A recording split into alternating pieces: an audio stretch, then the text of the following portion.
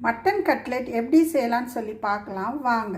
1/4 kilo கொத்தின கறி நல்லா கழுவி வச்சுருக்கிறேன். அதில் ஒரு 1/4 ஸ்பூன் மஞ்சள் தூள், மிளகாத்தூள், உப்பு போட்டுட்டு ஒரு 1/4 டம்ளர் தண்ணி ஊற்றி ஒரு பாதி சின்ன உருளைக்கிழங்குனா 1 இல்லைன்னா ஒரு பாதி உருளைக்கிழங்கு போட்டு ஒரு 5 விசில் வச்சு எடுத்துக்கலாம்.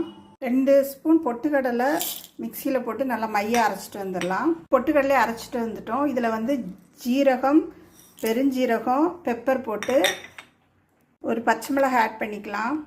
இஞ்சி பூண்டு பேஸ்ட்டு 1 ஸ்பூன் ஆட் பண்ணிக்கலாம்.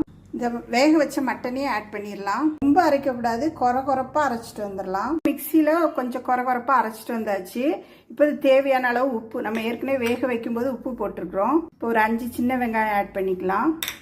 இப்போ இதில் வந்து வேக வச்ச உருளைக்கிழங்கு மசிச்சு வச்சுருக்குறோம், அதை ஆட் பண்ணிக்கலாம். கொஞ்சம் கொத்தமல்லி போட்டு இதை நல்லா மிக்ஸ் பண்ணி எடுத்துக்கலாம். இதில் வந்து நம்ம ஒரு முட்டை ஆட் பண்ணிடலாம்.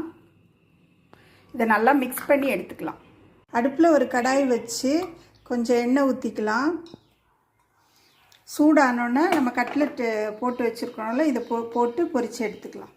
எண்ணெய் சூடாயிருச்சு. இப்போ கட்லெட் போட்டுடலாம். சைடு வெந்தோடனே திருப்பி போட்டுக்கலாம். எல்லாத்தையும் திருப்பி போட்டுடலாம். 2 சைடும் திருப்பி போட்டு நல்லா வேக வச்சு எடுத்தாச்சு. சூப்பராக ரெடி ஆயிடுச்சு. எல்லோரும் செஞ்சு பார்த்துட்டு எப்படி இருக்குன்னு சொல்லுங்கள்.